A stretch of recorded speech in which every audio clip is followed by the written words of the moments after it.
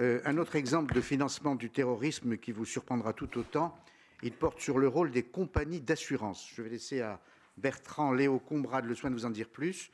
Bertrand Léo Combrade est universitaire, professeur de droit public à l'université de Poitiers. C'est à vous.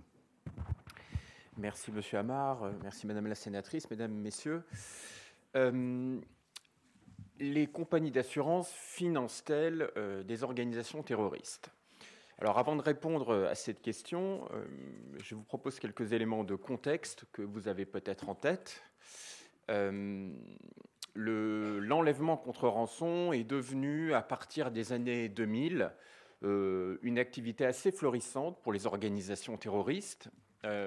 Il s'agit pour des groupes, à l'origine autonomes, qui travaillent dans la zone sahélienne, ou bien en Syrie, ou bien en Irak, de prendre en otage des individus, de préférence des ressortissants occidentaux parce qu'ils valent plus cher en tant qu'otages. Et une fois que ces ressortissants sont pris en otage, ils contactent la famille de l'otage, l'État, les institutions politiques dont le ressortissant est attaché, l'entreprise dans laquelle travaille cet otage, et ils demandent le versement d'une rançon. Au début des années 2000, un otage occidental, un otage français, valait quelques centaines de milliers d'euros. Aujourd'hui, on dit qu'un otage français vaut environ 10 millions, voire 15 millions d'euros. Alors, ce que je vous propose en quelques minutes ce matin, ça n'est pas une analyse politique ou géopolitique qui tendra à présenter quelles sont les tendances majeures entre les États qui financent, qui ne financent pas. Je vous propose une analyse strictement juridique de la façon dont les compagnies d'assurance peuvent procéder dans l'hypothèse où elles souhaiteraient financer le terrorisme. Sur ce point, j'insiste vraiment, il y a un vrai hiatus entre le droit, c'est-à-dire le droit positif, et le discours sur le droit, c'est-à-dire le discours tenu à la fois par les journalistes, par certains chercheurs en sciences politiques, par exemple, qui entretiennent l'idée qu'il y aurait des États qui permettent le financement plus facilement, comme la France, et d'autres, comme les États-Unis, qui seraient très durs à l'égard du financement. Juridiquement, cette distinction n'a aucun sens. Je vais essayer de vous le démontrer. Alors, en apparence, que nous dit le droit ? En apparence, c'est très simple. Depuis les attentats du 11 septembre 2001, le droit international, le droit de l'Union européenne, le droit français avec l'article 421-2-2 du Code pénal, incrimine le financement du terrorisme, et il incrimine largement le financement du terrorisme. Et nous avons en France des recommandations du ministère de l'Économie et des Finances qui précisent que sont interdits les contrats d'assurance dont l'objet est de garantir le paiement d'une rançon à une organisation terroriste. Et on trouve des interdictions similaires au Royaume-Uni et aux États-Unis. J'insiste là-dessus. Et cette législation n'est pas un simple paravent.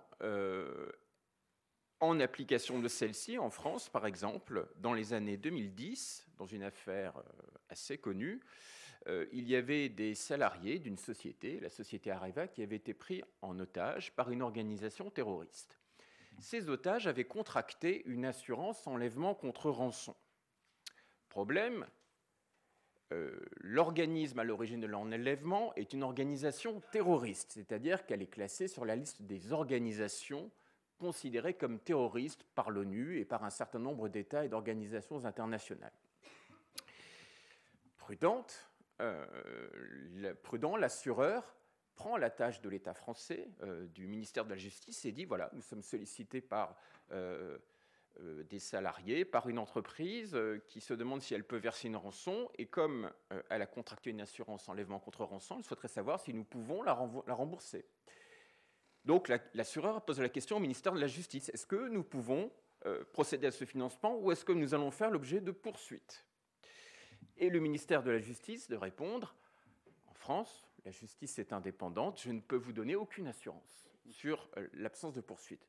Conclusion, eh bien, l'assureur a refusé de verser un financement. Mais c'est un exemple tout à fait ponctuel. En réalité, comment est-ce que cela se passe du point de vue du droit en France, mais aussi aux États-Unis ou au Royaume-Uni ? On parle de l'Arlésienne de Bizet, c'est le terme d'un responsable administratif du renseignement. L'Arlésienne de Bizet, c'est la rançon. On en parle tout le temps, mais on ne la voit jamais, alors qu'en réalité, les rançons sont payées dans la quasi-totalité des cas. C'est comme ça qu'on obtient la libération d'un otage. On le sait parce que le plus souvent, les responsables politiques, le président de la République, le ministre des Affaires étrangères, prend la parole et dit « Aucun argent public n'a été versé. Aucun argent public n'a été versé. » Alors comment est-ce que le droit positif permet de procéder? Par quel tour de passe-passe? Qui n'est pas un tour de passe-passe, qui est inscrit dans les textes et dans la jurisprudence en réalité. Les journalistes, les humanitaires qui travaillent dans des zones difficiles contractent tous des assurances enlèvement contre rançon. Est-ce qu'il est inscrit expressément dans le contrat que une rançon sera versée si c'est une organisation terroriste qui procède à l'enlèvement? Bien sûr que non. Il est inscrit de façon un petit peu plus sibylline, le plus souvent, que le remboursement des sommes versées en cas d'enlèvement pour obtenir la libération de l'otage se fera dans le respect du droit applicable. Quel est ce droit applicable? Alors, je l'ai dit, et les intervenants précédents l'ont évoqué, c'est l'article 421-2-2 du Code pénal en France. On a des articles à peu près comparables à l'étranger, au Royaume-Uni, aux États-Unis. Le financement du terrorisme est une infraction. Oui, mais il existe un autre article du Code pénal, l'article 122-7, qui déclare pénalement irresponsable la personne ou l'organisme qui, face à un danger actuel ou imminent qui menace autrui, accomplit un acte nécessaire à la sauvegarde de la vie de la personne. C'est ce qu'on appelle en France l'état de nécessité. C'est l'équivalent de la légitime défense. C'est une cause d'irresponsabilité lorsque on verse une rançon à une organisation terroriste pour sauver un otage. Et cette cause d'irresponsabilité n'est pas le propre de la France. On la trouve aux États-Unis, on la trouve au Royaume-Uni.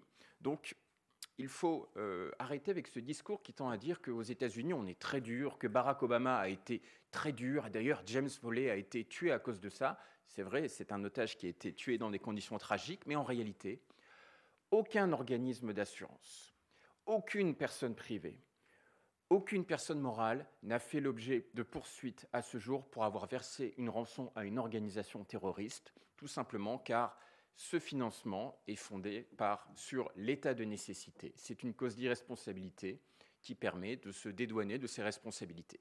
D'où cette question, je la pose à vous, le public. Combien coûte une vie? Jusqu'à quand est-ce que l'on est en face d'un état de nécessité? En tous les cas, le droit permet de financer les organisations terroristes par le biais de rançons. Merci à tous.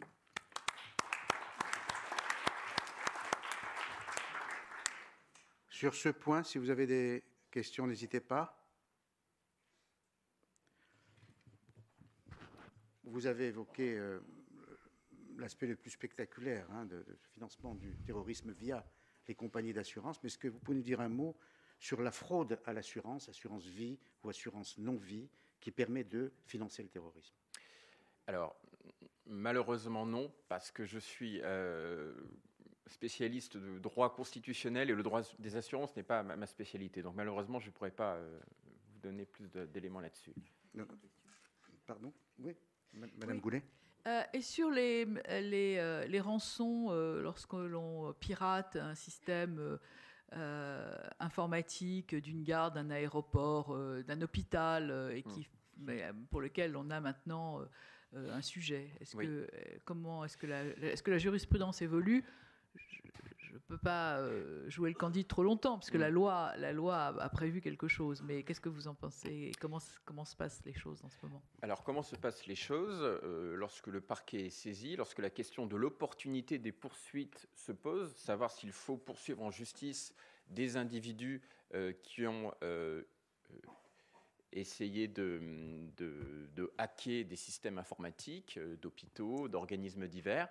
La question qui se pose est de savoir si le versement de rançon a été fait pour sauver des vies. Donc très concrètement, le parquet va se poser la question, avant même d'engager des poursuites, avant de se prononcer sur l'opportunité des poursuites, savoir si le versement de rançon était commandé par un état de nécessité, c'est-à-dire est-ce qu'il y avait des vies en jeu.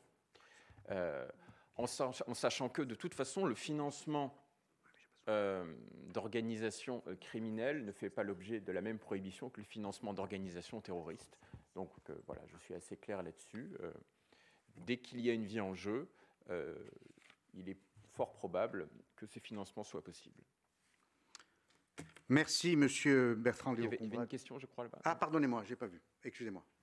Oui, bonjour. Je voudrais profiter de cette opportunité pour remercier Madame la sénatrice pour l'ensemble de son travail en matière d'LCBFT depuis de nombreuses années. Et je pense que votre contribution fait grandement avancer la cause. Juste une remarque par rapport... Monsieur, vous pouvez vous présenter, s'il vous plaît? Oui, pardon. Philippe Genet, je suis enseignant-formateur sur le sujet. Juste pour compléter ce que vient de dire notre intervenant, le CMF autorise également, donc le cadre législatif permet dans certains cas de protéger certaines personnes en cas de dérogation. Je prends le cas du gel des avoirs. Un article du CMF dit que si l'intégrité physique du collaborateur en question est susceptible d'être remise en cause, le gel des avoirs ne devra pas être effectué sans que, pour autant, que la personne soit condamnée, parce qu'en remettant l'objet, faisant l'objet du gel, en fait, c'est encore mettre à disposition une ressource, soit un terroriste, soit un criminel. Donc, le cadre législatif est assez bien ficelé pour pouvoir permettre un certain nombre de dérogations, comme le cas vient d'être cité en cas de paiement de rançon. Madame. Laetitia Ponce, magistrat. Je reviens juste, en fait, effectivement, sur l'état de nécessité, parce que c'est une notion que je maîtrise plutôt bien dans le cadre de mes fonctions. Mais la façon dont vous l'expliquez, j'ai un peu l'impression que ça pourrait être utilisé comme un blanc-seing, comme un état de nécessité qui vient pour empêcher, non pas la culpabilité, puisque c'est une cause objective d'irresponsabilité, mais la répression. Et du coup, ça m'inquiète un peu en qualité de magistrat. Et je pense qu'en plus, effectivement, ce ne serait pas tant au parquet que de décider que l'état de nécessité est constitué, qu'aux avocats de défendre, dans le cas des droits de la défense, l'établissement bancaire qui pourrait être poursuivi. Donc, est-ce que vous pourriez me dire exactement si c'est ce que vous pensez? Alors, ce que j'ai exposé ici est le fruit d'analyse des textes, d'analyse de la jurisprudence, mais surtout d'échanges avec des membres de l'autorité judiciaire qui m'ont à chaque fois expliqué que la raison pour laquelle ils n'avaient pas procédé à des poursuites, c'était en se fondant sur l'état de nécessité. Après, je ne sais pas si c'est directement invoqué par les avocats, mais vous avez raison, ça n'est pas un blanc-seing. Il ne suffit pas de prendre la carte de l'état de nécessité pour dire voilà, état de nécessité, donc on arrête toutes les poursuites. Simplement, il faut qu'il y ait une proportion. Il faut que, concrètement, les sommes engagées pour sauver la personne n'apparaissent pas disproportionnées. Mais c'est la question du coût de la vie qui se pose. Combien coûte une vie? Est-ce que c'est 150 millions? Est-ce que ça n'a aucun prix? Là-dessus, à ma connaissance, mais vous en savez peut-être plus que moi, il n'y a évidemment pas de grille qui permettrait de savoir quand est-ce que l'état de nécessité est caractérisé. Voilà. Nathalie Goulet. Oui, madame, je vais vérifier pas plus tard qu'en sortant la charge de la preuve, parce qu'en fait, c'est la question que vous posez, à qui incombe la charge de la preuve en la matière. Et je crois que c'est un sujet tout à fait intéressant, et je vais vérifier de façon à ce qu'on puisse, le cas échéant, d'ici une niche parlementaire, ou le budget de la justice qui arrive la semaine prochaine, enfin non, à la fin de cette semaine, dans 48 heures, interroger le garde sur ce sujet. Merci. Merci. Pas d'autres questions, merci beaucoup. Monsieur Bertrand, Charles Prats.